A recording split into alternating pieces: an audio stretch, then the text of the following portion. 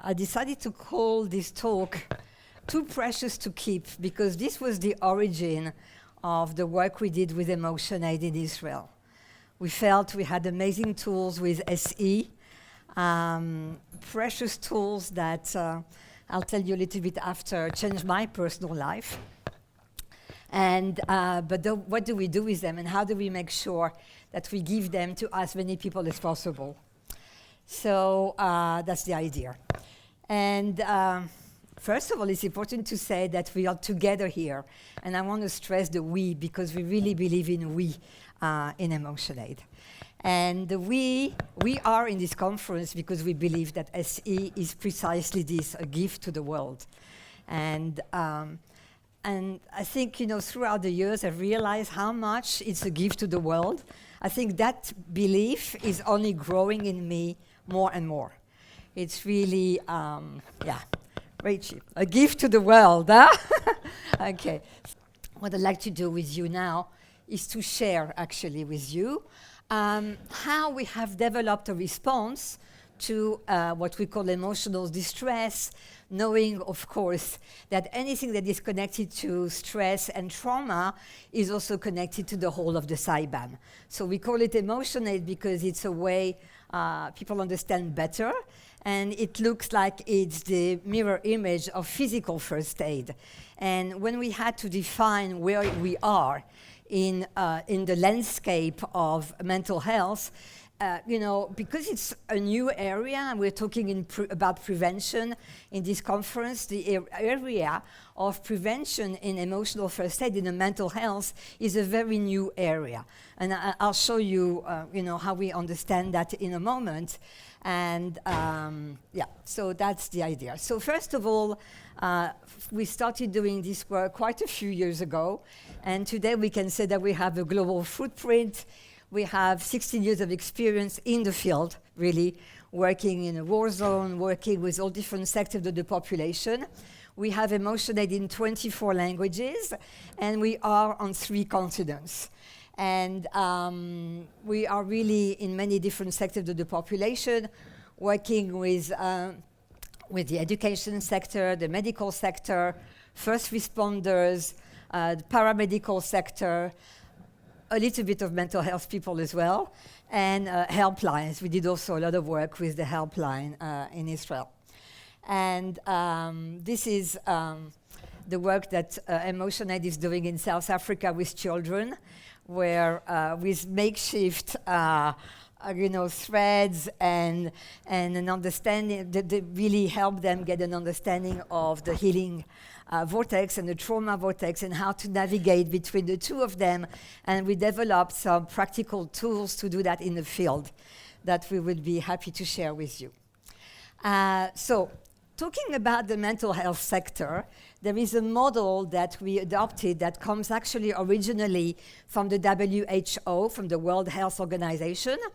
And it's a pyramid model that shows actually what it looks like. And at the bottom of the pyramid, you have everything that is connected to the public. And that is the field of self-care. In the second layer, you have an extremely important layer, which is actually the layer where we operate, and it's the informal community care. So it's anything that is connected to schools, to community centers, to hospitals, anything to churches, anything that is community related is there. And only then you get to the place where you have primary care, so that's where you have therapy, where you go and find a therapist to get sessions. And after that, you go up to psychiatric services, outpatient, and then inpatient. Now, the model also includes the cost. As you go up in the pyramid, it's more and more expensive. And so there's also a sense of working in those different sectors. So where are we? So SE is especially in primary care. We are talking about therapy.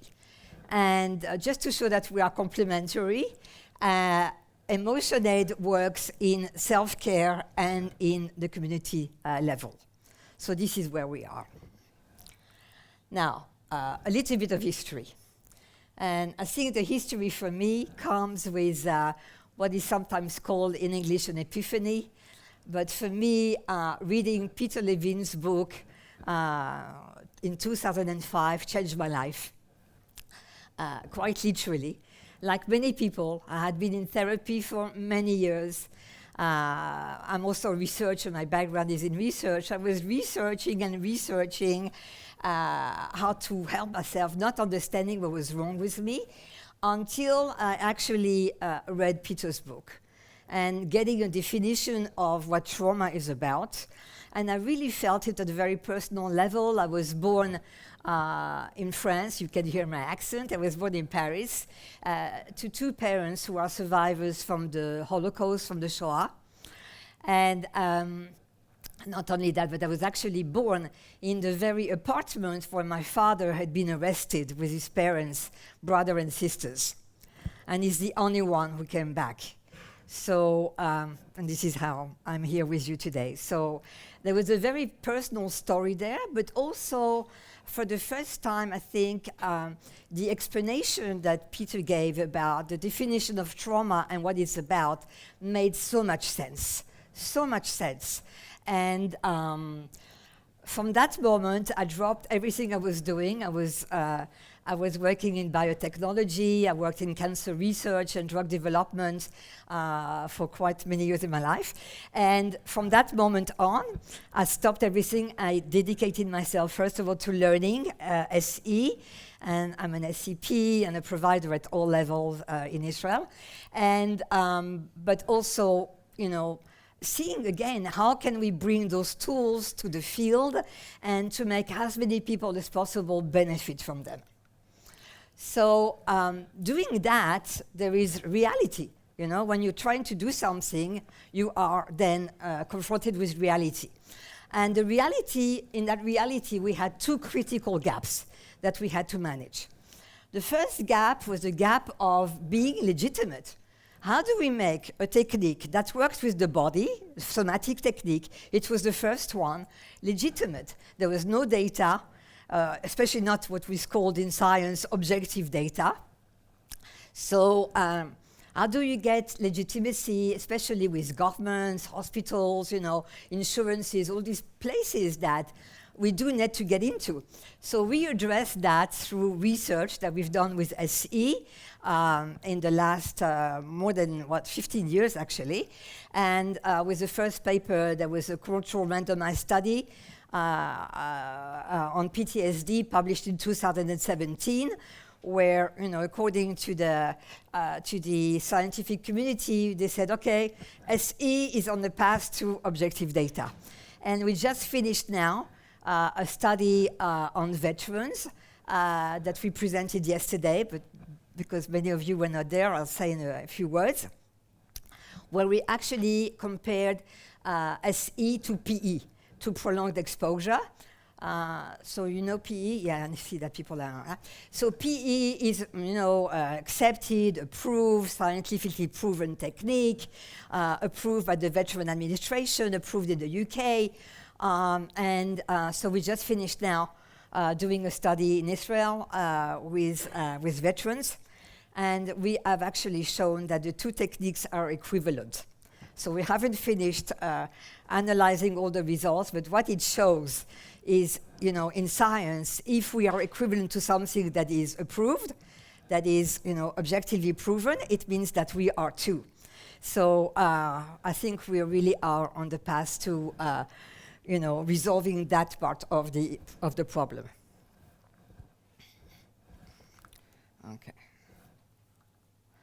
Okay. Then the second gap we had was the emergency gap. And unfortunately, in Israel, we've been confronted to what happens in the field for quite a few years. And what do you do when people have to run to shelters, or when they have panic attacks because there are bombs falling or threats or whatever? It's not time to sit with them in therapy, sit for 50 minutes, doesn't correspond to what they need. And many times when you go to certain sectors as well, you go to doctors, they don't want to sit for a session. They're not ready to do that. And yet they accumulate so much stress and trauma. So how do we manage that? And so this is how, okay. So the idea was to really, that's what I told you before about the research and the fact that we wanted the subjective to become objective, so I'm not going to repeat that. And this is about EmotionAid. So the idea is that we wanted to have something that was simple, and it's not so simple to make something simple based on AC. But we wanted a very simple protocol that can be easily taught. And you will see after how important it is, because through Emmanuel's testimonial afterwards. And we also wanted it to be easily transmissible, because if you want something to scale up, if you want to share with a lot of people, especially in the world where we have today, we confronting the crisis we are confronting, we need something that can be transmitted easily. So that was the idea. And so the 5-step protocol was really designed for field work. So this is really giving you an outlook. If you will show you afterwards, if you're interested in learning EmotionAid, you'll have a QR code in the end and you will be able to get information. But basically what we did is that we took 3 steps which are grounding steps, 1, 2, 3. Step number 4, which is about going to where the trauma is or the stress is, and we will do an experience together afterwards, and releasing it. And the 5th one is reconnecting to resources. So it's like a little bit of a concentrate of SE for the applications in emergency and in prevention.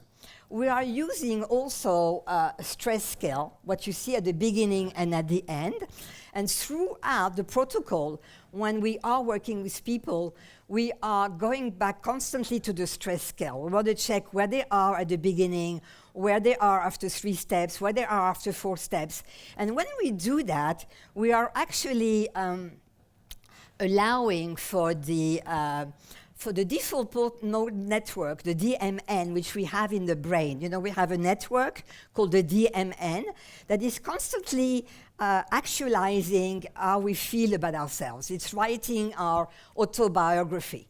And when we are feeding that network with the information that, yes, it's possible, the stress can reduce, it can go down, we create a sense of relaxation in the system at many levels of the CIBAM. For sure at the level of meaning, but not only. We are feeding the information basically with the security it's missing, and we're doing that from the person itself. So yesterday, Ariel was talking about the need to empower people, the need for people to to do their own work. And I think it's a big idea we have in EmotionAid. We are really, we're not doing instead, we are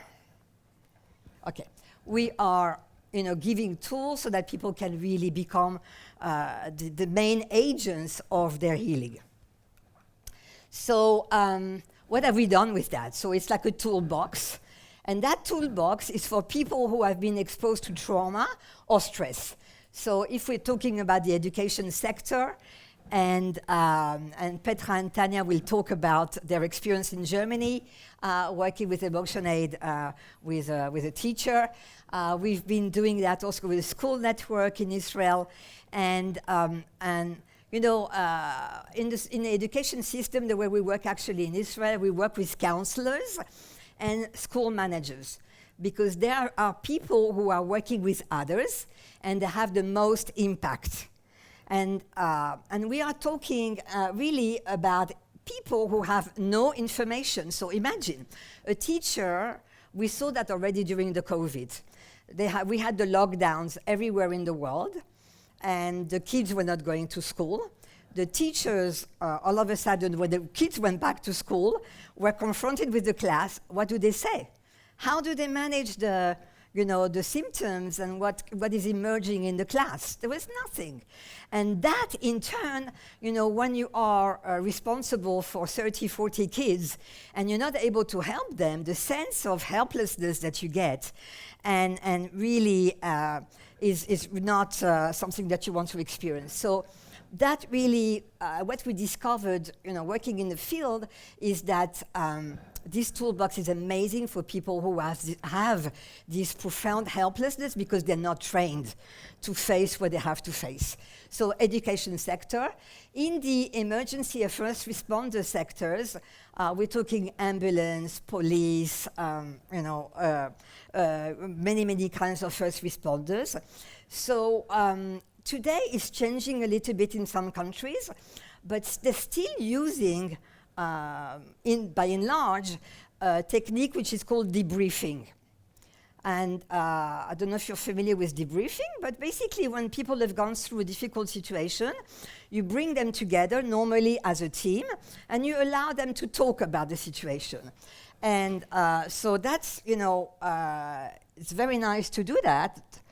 The problem is that if you do not release the stress, as we know in SE, as you bring up the situation you went through, which was difficult, then you re-traumatize the person. So this is what happens a lot in the first responders. Then in the medical and the health sector, what we are finding is that the same. Usually you have psychology or social work departments in all big hospitals, but the personnel doesn't want to go to them, because they're going to be labeled as, something's wrong with you, and you're messed up, and they're afraid it's going to go into their HR file, and so they don't want that. And so what happens is that they just accumulate.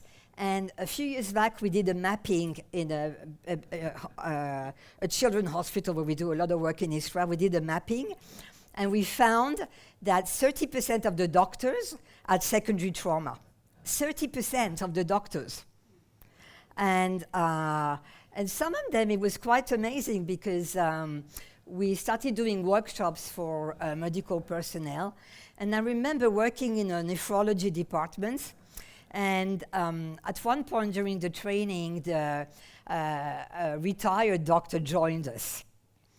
And he said, wow, I have to share with you that since I have been retired, but even before, but especially since I've been retired, I have nightmares, recurring nightmares, about 4 patients.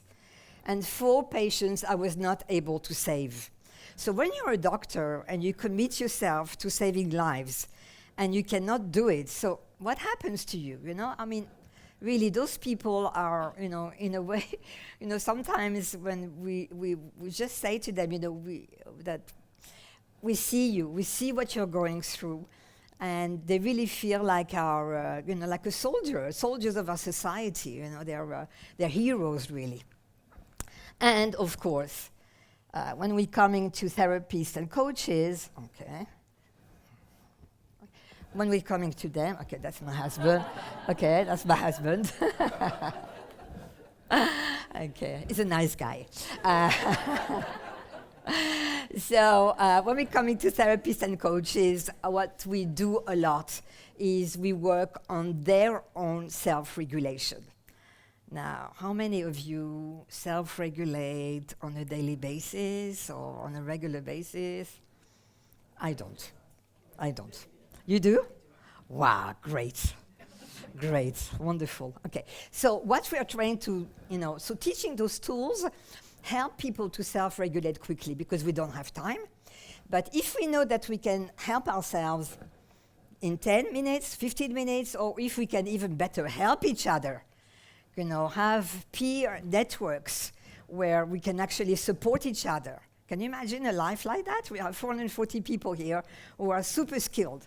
If we could have a network, just from our community, where we could say, send a message somewhere, I need a quick session. And so the advantage with EmotionAid, we don't need to sit 50 minutes. We can do it in 10, 15. And so that is very helpful. Okay, so now, other useful elements here. We are going through a huge mental health crisis in Israel right now. We have, and that was before the last, how can I say, war in the war with Iran. We have a population that's about the same as the Czech Republic, 10 million people in Israel. We had 3 million people with symptoms of trauma, anxiety, and depression, according to the government figures. And we have a total of 17,000 therapists and psychiatrists in the country. So it's impossible to cope with the problem. Impossible, the way things are. So what do we do? So we have a crisis, so how do we manage it? So first of all, we have a problem because normally the notion of triage that you have, when you get to an emergency department in a hospital, you have to go through triage. We don't have that in mental health. So imagine that we had the possibility to get people through some kind of a screening session where we can send the ones that need to therapy, and maybe we can equip the others with tools where they can help themselves, or we can give them short sessions.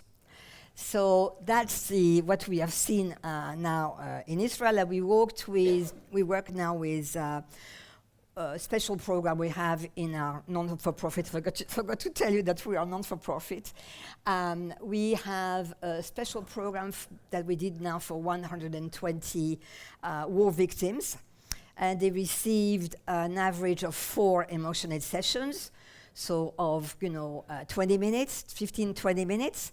And we actually had to send about 10 now to therapy. So that is, also extremely useful. And also, as Emmanuel will talk about that later, it's also a solution. Maybe you're going to see my husband again. Let's see. Okay. A solution for clients in between sessions. Okay, so that is also a very useful element because I forgot who was speaking about this yesterday, but you have a 15-minute session once a week for somebody who has important trauma. Is that enough? Who here thinks that 15 minutes a week is enough for a client with trauma? So how do we manage that? How do we help them? So we are finding that emotion is useful for that. Just one word about impact, because wherever you go in the world today, you're asked, what is your impact, and how do you manage impact? So what we found is that we have a multiplying effect in EmotionAid, and that when we, for example, we train a counselor in a school, she touches about 300 children and teachers and parents a year. So we have a multiplying effect that if we train, and this was the case in 2025, 710 people, we actually reached 56,000. So we are very happy with that. Okay, now just maybe to summarize, the main challenges we have in mental health are early intervention. We're talking about prevention in this conference, and we can, provide immediate relief to people, and then again send them to therapy or send the ones who need to therapy, and give them tools so that they can be independent and help themselves. So self-help. We want to empower what we call resiliency agents, all the people who are working with others and confronted with stress and trauma, and no matter who they are in our society, we would like to give them tools and empower them. So that is what we call resiliency agents. The other challenge we have is to have scalable and humane tools, because we are developing AI and all kinds of tools to speak to clients, but okay, they have their limitations, and also there's also an issue of cost, because some of the tools which are developed are very costly. I mean, we talk about MDMA assisted therapy. Are you familiar with the psychedelic angle? So however much interesting and important it is going to be for the future, MDMA is labor intensive. It takes 2 therapists, 8 hours of 2 therapists for 1 person. So it's not possible to really upscale that so easily. And also, I spoke about the triage, that is so important. Okay, so, So what we're going to do now, because again, it's not only talking about we, but it is showing that we are a we. So we're going to have 4 people presenting to you in a few minutes how they used EmotionAid in their country and what it has helped them with. So we will start with the Czech Republic, because we are in the Czech Republic, and we are very lucky to have Tereska with us and Dagmar. So, hello everyone. I'm especially as a host of this conference really happy to have Kati here in person, because normally we meet only via Zoom, so it's really great that you really could come in person. I'm very grateful. And in the name also of my colleague Zlata Koštejnová, who you also know, I would like just to say how we also brought this magical tool to Czech Republic, because we made this training together with Zlata in Poland, I think, and the tool is amazing, because you really cannot do the therapy with people who are struck by some terrible accident or whatever. So, and then you know that we started with the training in Czech Republic 2021, and 2022 everything in Ukraine happens, invasion happens, and so many refugees came to Czech Republic. And then people didn't know what to do, because they didn't have any short tool to help them. So, and then was on the Facebook there was already some sharing of EmotionAid protocol, and me and Zlata decided, hey, this is the importance to teach people who are helping others EmotionAid. So we started to teach, and head of firefighters psychologists and head of police psychologists helped us, and we teach the tool to people who are in the front, and they are helping those people. And what was the result was that they were so grateful and so thankful for this tool that they said, well, it was nice to help refugees. It was really great that we can help them, but we could also help each other. So the policemen and firefighters, they could regulate themselves during such difficult times. And then, of course, in 2020, it was 2023, I guess, it was December, That's what the shooting in the Charles University. So this was another occasion. You're So back with beautiful, him, you yeah. can keep it. Where we had a chance to take our facilitators and help people who were in need. And I especially had one client, one student, which was really grateful, because she can really deal with her heavy symptoms after the shooting. And it was very good, because already there was information about EmotionAid, and her therapist, which is like verbal therapy, she said, I cannot help you with symptoms, go there and they will help you.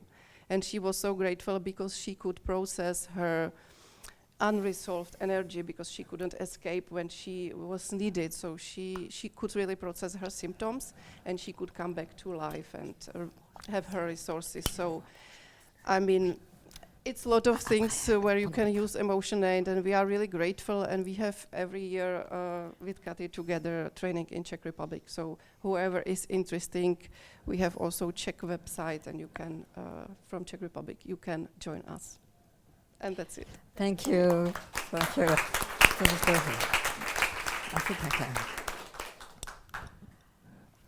So we're moving to Germany. It's like the Eurovision. Yeah, 12 points. Okay, so Germany, Tanya and I are the trainers in Germany, but we just wanted to present you a little story. Can you speak louder now? Can I speak louder? Okay, Yeah. better. That's better, okay. The story of June. This is a story from Germany, and the story of a teacher. Let's call her June. June works at a community school in a socially challenged neighborhood. Around 550 children and adolescents attend the school. She is trained in trauma-informed education and has many years of experience supporting children affected by stress and adversity. She understands trauma. She understands regulation. And she had already integrated a variety of nervous system practices into her daily life. Yet, she often felt that something was still missing. After difficult school days, she would carry the stress home with her. Some encounters stayed with her long after the school day had ended. The emotions, fears, and struggles of students often remained with her. Then one day, something happened that changed everything. A student experienced a severe trauma flashback. Okay, what strikes us about close, yeah. June's story is that she was already highly trained. She understood trauma. She understood regulation, yet something was still missing. June was called in because of her trauma-informed training. C'est dans ton ordi. Emergency services were contacted, but the situation was complicated. Eventually, June accompanied and supported the student herself. For about 45 minutes, she stayed by the student's side. She helped her orient to the present moment. She remained calm and present until the student's nervous system gradually settled. The student stabilized. Enfin, tu sais le faire. From the outside, the situation had been handled successfully. But for June, the impact continued long afterward. She felt overwhelmed, exhausted, and emotionally shaken. The experience stayed with her. She later described this period as a form of secondary traumatization. She needed several days off work before she felt like herself again. At some point, she asked a simple question. How can I support others without losing myself in the process? Yes, many professionals know this question.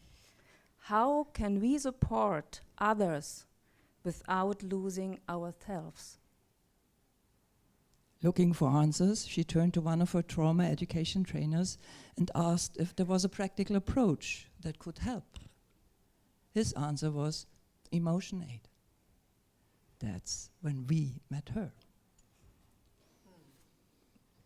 June began practicing EmotionAid in the evenings. Later, she added a brief regulation practice during the middle of the school day. She noticed positive changes. But the real turning point came when she began using a short EmotionAid practice every morning, together with a personal resource. Today, she describes that resource as a feeling of support. She says, I can feel my back. A simple sentence, yet it carries a profound meaning. She feels that part of herself that supports her. She feels her boundaries. She feels her own stability. And she brings that feeling with her into school every day. Not after a crisis. Not only in the evening, but before the day begins. June reports that she is now able to remain calmer, clearer, and more present in challenging situations. In the past, she sometimes felt pulled into the emotions of others. Today, she can stay connected without losing herself. She's better able to recognize when self-regulation is enough. And she's equally able to recognize when she needs co-regulation. At those times, she reaches out to a colleague trained in EmotionAid. Just knowing that support is available has transformed her sense of safety. The crises have not disappeared, but she no longer feels alone with them. And she trusts that she has tools that can help. For June, the key was not another technique. It was access to a felt sense of the port. What June has also observed is something many of us in the trauma field recognize. Regulation is contagious. The more regulated and grounded she is when she enters the classroom, the more the atmosphere changes around her. The students become calmer. Tension is noticed earlier. Relationships become stronger. Even her colleagues have noticed the difference. When we asked June about what EmotionAid has changed for her, she did not begin by talking about a technique or a method or even a tool. She talked about a feeling of being supported, a trust that difficult situations no longer have to throw her off balance, and the confidence that she can find her way back to stability on her own or together with others. For us, this story highlights something essential. June did not need more knowledge. She already had that. What she needed was a way to access her inner stability when it mattered most. And that is where we see the unique contribution of EmotionAid. The crises have not disappeared, but June knows how to return to stability. Alone when possible, together with others when needed. And perhaps this is one of the most important things we can offer ourselves as helping professionals.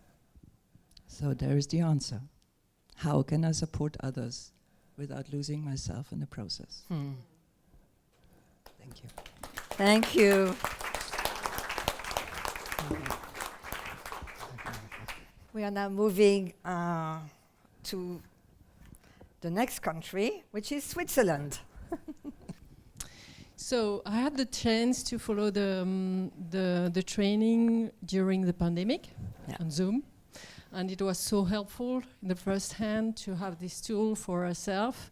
And first of all, I used for myself because we were locked down in the apartment with all this fear and thing around us. So it was very helpful. And after, when we go back to our client, I start to use it between sessions, and I start to use for the client. So I teach them how to regulate themselves. And for me, it was a very, very good support in between sessions to help the client and to teach EmotionAid to client as a self-help tool between sessions. So really supporting self-regulation, because the challenge was, it's the first one? Yes. The challenge was dealing with a lot of anxiety at this period of time, a lot of stress and strong emotion activation. So the people were very, clients has a lot of difficulties assessing resources when they were overwhelmed, and feelings a lot of helplessness. So how I use EmotionAid? First of all, it's a lot when clients ask for tools, because we have a lot of clients, they don't want to have tools. If we teach tools, they are not using it. So, but when clients are craving for tools, they said, what can I do between sessions? What can I do for myself to practice what I'm learning with you in the session? And I said, yeah, EmotionAid, we can do that. It's very helpful for your nervous system and to try to regulate yourself in between sessions. So how I use it, we practice together during sessions. So I taught them how to do it with all the tool you gave to us. And I encourage clients to use it independently between the session. So they integrate it as a body-based self-help tools, and it's very, very, very, very effective. Very effective. So what I observe between the session and as a SCP, it's very important. That creates a greater awareness of arousal signs, so the people are knowing each other better. When the arousal arrives, they can identify and say, oh, I have something to do because I know something is just arriving. And it gave them more confidence in managing this arousal because they have something to do. They are not just overwhelmed by all the activation inside their body, so they have something to do and they are more empowered. So I observe also that there is a better integration of somatic experiencing resource in daily life and a greater sense of autonomy and empowerment because they have something they can be available when they are activated. And I really appreciate what they are talking when they are coming back, and it's some of many client feedback. So they can say, I feel safer knowing I have a tool to use when my anxiety flares up. It's so helpful to reduce the discomfort of intense anxiety by having something I can rely on and find manageable. And it's incredibly valuable to have a tool that can help me quickly and effectively. And between sessions when the client's coming back and they said, oh, I have this anxiety, but it's less. And it's so quick when it's in 5 minutes I can reduce my anxiety and my arousal, and it's amazing that I do my ritual. They said I'm doing my ritual and I'm just orienting myself. And what I observe that clients learn more quickly a way to be engaged with orientation, because they have to count the color and things, so they are using and understand better how they can use orientation. They are definitely better grounded. They can feel more their body in the present moment in a very effective way. So it's very helpful for the next session as well, because they know each other better. And so we can go back to what they learned in between sessions more easily. So this is my experience, my beautiful experience in between sessions with my clients. Thank you. Yeah. Amazing. Yeah. Okay. So for me and for the client I've worked with, EmotionAid enhance my client's ability to stay grounded, better cope with intense triggers, and trust in the body's natural regulation capacity. So thank you very much, Katie, for this, and Laurence for this amazing tool. The team, yeah. So. Okay, hi, my name is Sherelle. I wrote down some points. I don't want to miss them, so I'm going to read part. Mosquita was supposed to be here with me, but her daughter is giving birth now and family comes first. So we're wishing her the best and a lot of hours of sleep. Yeah, parents for babies know what I'm talking about. So we have a lot of humanitarian work we've been doing, but I want to focus today on the concept of helping the helper and working with teams, which is so important. Right now, I do want to start off with saying that the reality of the private therapist, private practitioner in Israel is that the roles are kind of reversed suddenly. Every therapist is actually in a war zone himself or herself, experiencing having a child or a spouse in reserve under life threat, experiencing their own life threat, living every day under a lot of uncertainty, having experienced some form of loss or moral injury. And that has created a lot of emotional distress within the therapist field itself. In addition to the personal challenges, we've also had an influx of people seeking for help. Like Kathy said, the numbers of anxiety, depression have increased so severely, and every professional has been being approached with more and more people seeking help. So how do you manage all that, right? And then also take care of yourself. So the example that we want to bring today is a guidance and kind of like a compacted training that we do. I don't know why that happens. In with professionals helping wounded veterans in a rehabilitation center. We worked with physiotherapists, hydrotherapists. We're actually still working with them. Even I want to say regular non-therapeutic staff, like the secretaries, who are still being exposed and needing to give help to people who suffer also from physical dire wounds and emotional wounds. So we've been working with the whole staff in this rehabilitation center, and it's been very eye-opening. First of all, when we began working with them, most of them found it difficult to admit that they themselves need help, right? When you're in the identifying yourself as the caregiver, suddenly reversing the roles and understanding that there's also your own need for support was a major difficulty for us while working with them. A lot of rationalizations and a lot of maybe wanting to improve the professional tools they have and not necessarily help themselves.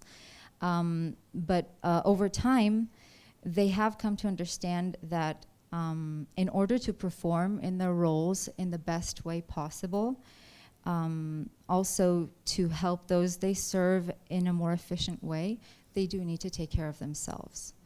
And that was, you know, when that drops, that understanding drops, then the trainings became more fluent and easier. They understood the value of EmotionAid because it provided them with practical tools for restoring a sense of control over their own bodies and balancing and regulating their own nervous system. And it was actually kind of funny working especially with a physiotherapist, people that work with the body and are very informed when it comes to biology, and then you work with them when it comes to our type of work, and suddenly they have no idea what's going on in their own body, and they are completely it's like they're a head. They're a head walking around in the world with no body.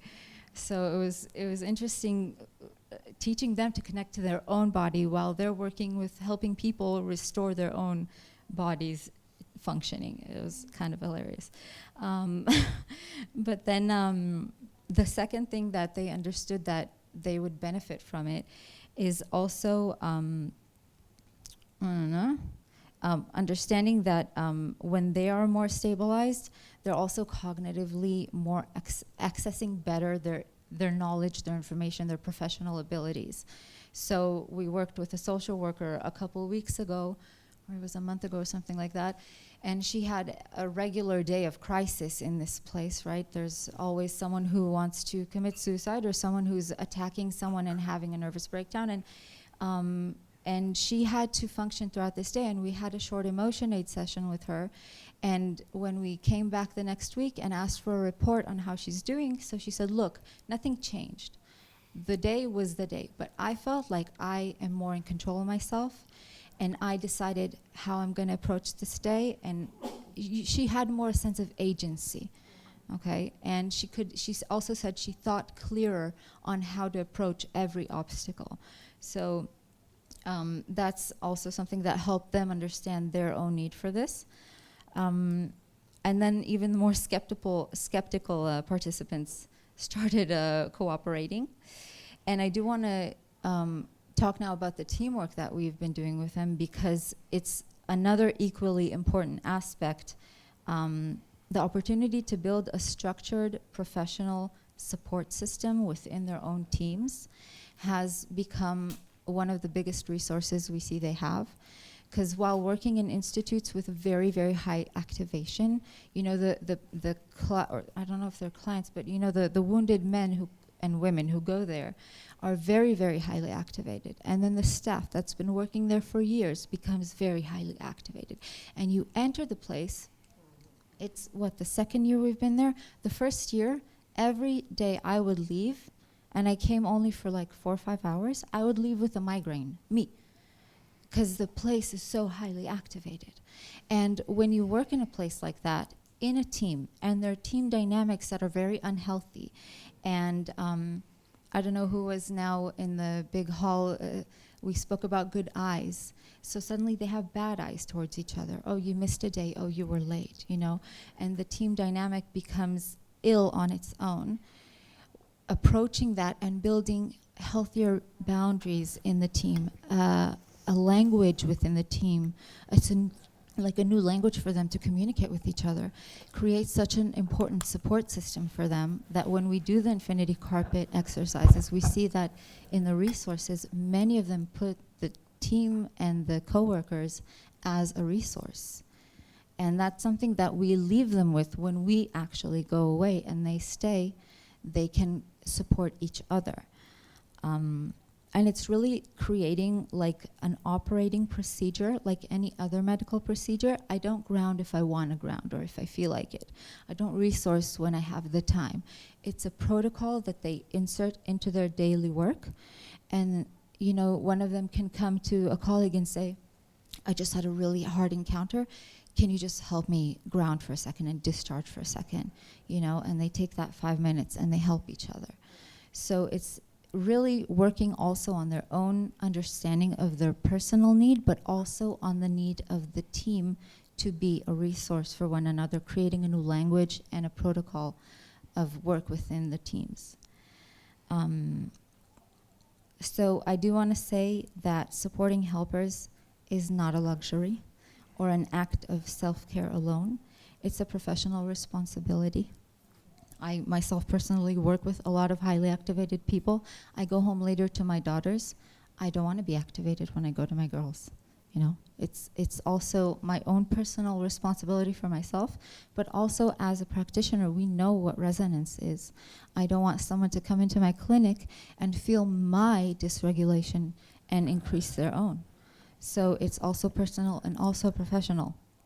And we cannot ask people to be a source of resilience if we don't help them build resilience within themselves, and that's what EmotionAid does. So the ultimate goal is not to create helpers who never struggle, but a team where no one needs to struggle alone. And now I need to drink water because my mouth is dry. Thank you. Thank you, Shihara. Thank you.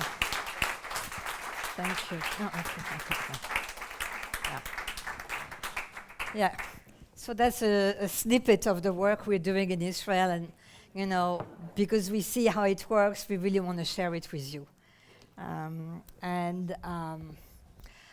Maybe there's another example I want to give you. It's a bit dramatic, but about the difference between a team which has been trained in EmotionAid and a team in the same hospital that hasn't been trained. So it was not a research study, but it happened because it's the way it happens. So Maskit, whom you saw, some of you know her on the picture.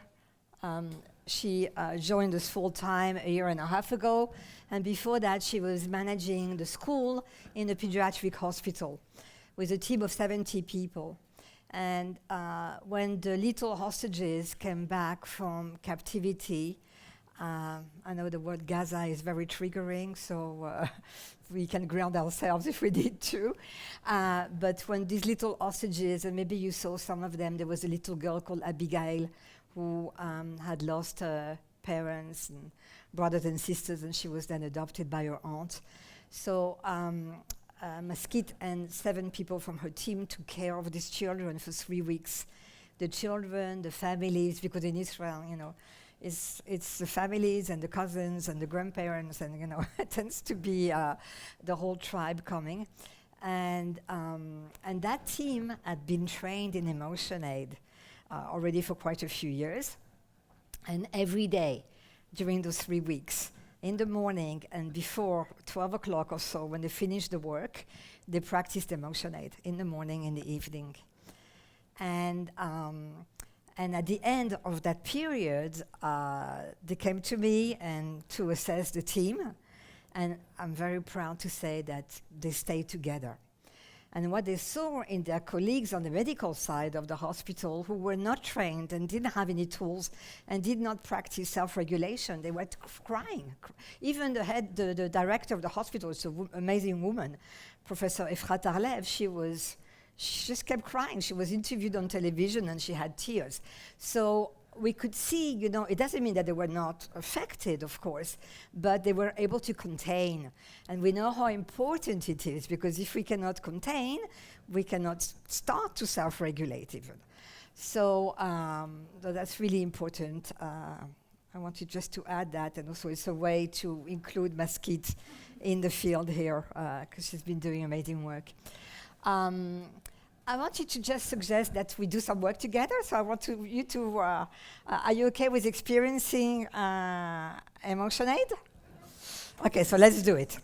Okay, just close that because it's going to start doing something. Okay, so I suggest that you make yourself comfortable. Well, you know the thing, make yourself comfortable on the chair. Yeah. And I'm going to ask you to connect to a stressful event from the last few weeks. So don't pick maybe the worst thing with your mother or, but, something that on a scale of 0 to 10, well, see, you start really, you start discharging already, amazing. So from a scale of 0 to 10, pick something, a maximum of 8. Don't go beyond that. I trust that you can go up to 8 because you're skilled people. Okay, just connect to an event. And check, as you connect to that situation inside you, which has been registered as kind of a movie inside, just check on a scale of stress from 0 to 10, where are you with that situation? And make a mental note of that. Okay? And now we're going to go through the steps. Okay. Step number 1. We're going to cross our arms in front of our chest. And for those of you who feel comfortable or want to do that, you can hold your arms exactly. And you're going to tap alternately right, left 25 times.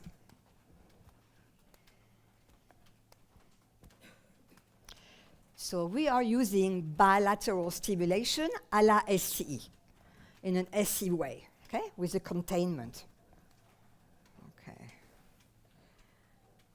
Okay, and when you finish tapping 25 times, just repeat once.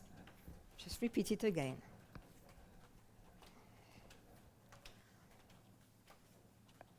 And this completes step 1 of EmotionAid.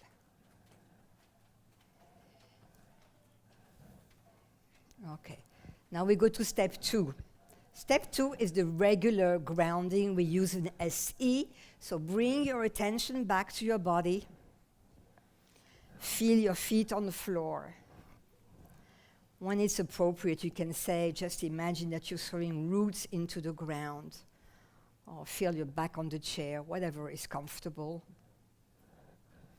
Look around the room and count 10 objects in the color gray. Gray, black, yes. I've got grammar.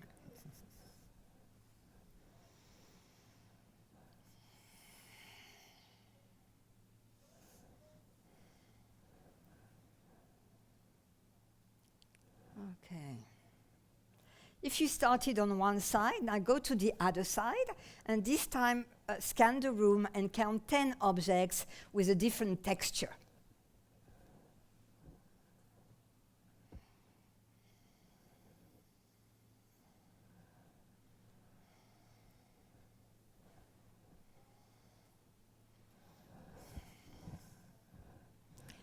Step number 2. Okay, when you're ready, we can go to step number 3. Take a few moments and put a hand on your chest and a hand on your belly. connecting the two major centers of the polyvagal, of the vagus nerve, ventral vagal around the diaphragm, and the dorsal vagal in the belly. And just take a few moments to feel your body, to really self-regulate with yourself inside.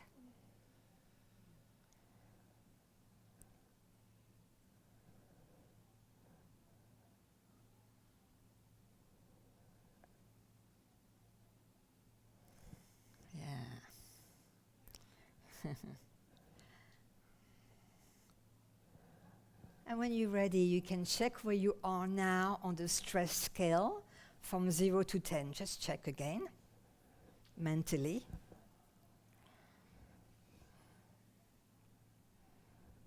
Okay. And we move to step 4.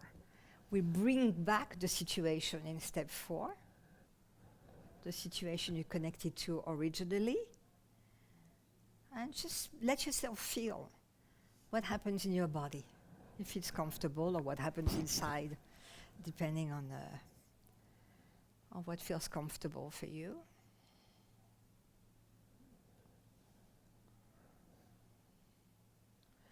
And if you notice a constriction, just stay with it for a moment until it finds a way to an expansion.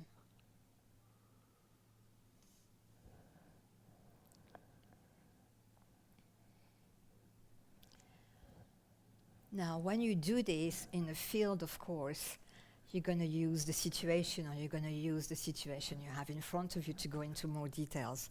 So this is just to give you a taste of how it works. Okay. Okay. If it's relevant for your situation, you can ask yourself, what could have helped me in this moment? If it's relevant. Doing the SE research, we found out that it was important to include the concept of help in the session. So we did that for the research protocol of SE, because it actually, when you introduce the concept of help, it actually manages a lot of the developmental issues, but without going into them. Just using what is needed in the moment. Okay. And just check where you are on the stress scale again after the discharge step, number 4.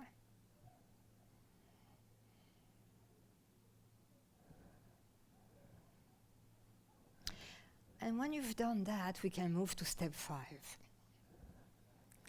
And we spoke about the kind eye, the kind eyes before. So let's maybe take a moment to connect to kind eyes. Maybe some around you or some inside you.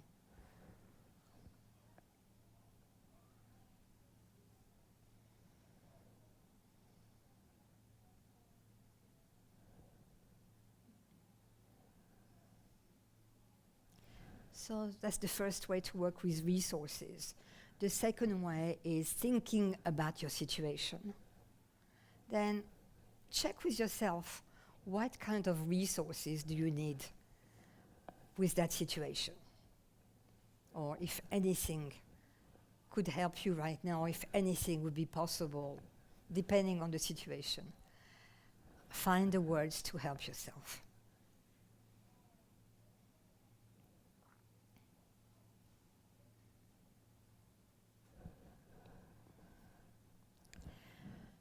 And in that moment, it might be that, oh, I realize I really need to go have a shower now. Or I need to sit down and have a cup of tea or whatever, or listen to my music.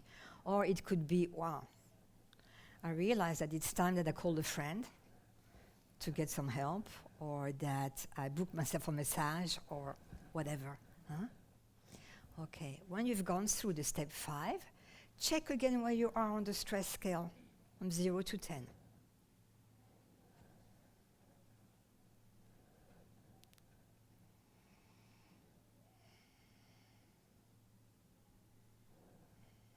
Okay. Now I'm going to ask you the question, who had a decrease between the beginning of bringing up a situation and the end? Who felt? Okay. Okay. So that was like, of course, a shallow experience, but an experience nevertheless. So what I want to say, maybe to complete the experience part and to give a little bit of explanation before we move to giving you a QR code and also answering your questions, is that, a way to explain what we're doing here is that we are managed through our brain and our autonomic nervous system. They are our communication system. And what we explain to people in the field is that sometimes, like any communication system, we need to do a reset. We need to do a restart. Now, if it's an important, reset, then of course you need to seek therapy, you need to find a solution. But when you need something fast, this is something that EmotionAid can provide. Because actually each step is doing something different. The first one we're doing through the bilateral stimulation that we find in EMDR. We reconnect the two hemispheres of the brain. In the second step, we do so many things. It is amazing grounding of SE. We come back to the body, so we come back to the here and now. We activate orienting and also the cognition, of course, through the counting. Step number 3, which is a very old way, a mudra in yoga. It's used in so many techniques. But actually, if we think about scientifically, it really connects the two major centers of the autonomic nervous system. Now, what we know is that when we put what is responsible here for quite a lot of trauma in the dorsal vagal, together with the ventral vagal, when we know how to connect them, the ventral vagal will do its job and will help us to digest whatever we need to digest. Step 4, of course, is the one that is asking us the most creativity and effort when we're teaching people, because it's like,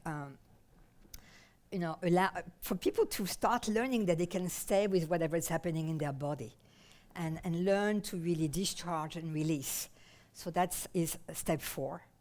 And when we do that, we know that it also connects a lot of the dots inside us, okay? It restores the communication between the structures of the brain. And finally, step 5 is very important because it's not enough to discharge. We need to reconnect to healing. We need to reconnect to the resources, to what's going to help us. And when we do that, we keep doing that, reconnecting to what helps us in the moment. It's quite amazing. And I want to tell you a story. I gave an intro to the German community, I think it was last year. And in the intro, there was somebody that was global high. She was really like, and she said, nothing helps me. I've been to so many therapies. I don't know what to do. And I thought, oh my God, to have somebody like that in a training, can be very disturbing, And I said, suggested to her that she finds somebody to help her in the community, and that she practices EmotionAid every day. And she came to the training, it was 2 months later or something. She was a different person. And she said, it's amazing. This has really changed me. So it's also a lesson for us as a community. And where are we going? We're talking about perspectives for SE, and where are we going in the future? And I think the fact that those tools are amazing, but when we actually practice them, or our clients practice them every day, or whenever it's needed, but cases like that for sure every day, it changes lives, it really does. And they really learn to trust the healing, to trust their body much more, like Emmanuel said, and it's a life changer. So to finish, I just want to share with you, after reconnecting, let's see if my husband comes up. Okay. So my hope is that you share this gift on, which is really the gift of the SE. That's really my deepest wish. And this is why I get up every morning, is that we continue sharing this. And that, we create many resiliency agents around us, so that, in turn, when we do that, Shirel, you said it changes the field, right? When you walk into the place, it feels different. And the field is about collective trauma. I believe that a lot of the pain in the world today, what we are seeing, the polarization, the hatred, the fake news, the conspiracy theories, they belong to the trauma vortex of collective trauma. And I think that, I honestly think we don't have much choice if we want to leave a different world to our children, grandchildren, and future generations, is to step by step, in a titrated manner, I don't care, half a drop at a time, that we start to feed healing to the field. So, yeah. Okay. Question, thank you. Thank you. Thank you for being here. It's not trivial. And yeah. Oh, thank you. Thank you, Dagmar. Thank you. So, questions?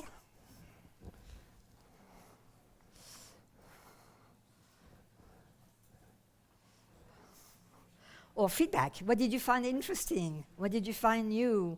What did you find inspiring? Just maybe to have an exchange.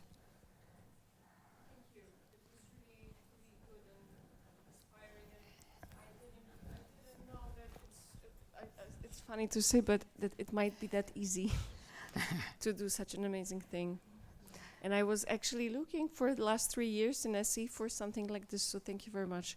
And your husband was a resource. Yeah.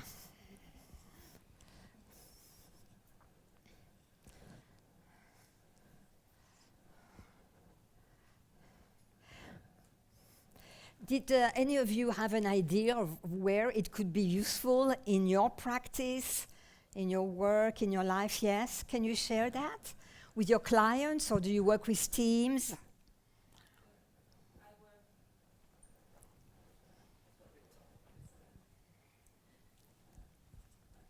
I work mostly in sport as sports psychologist, and I think that this tool may be really useful in sport field, like for coaches and athletes. Yeah, parents, stressed parents. Yeah. Parents, yeah. Wow. Yeah. So, perfect. Yeah. Thank you. Yeah.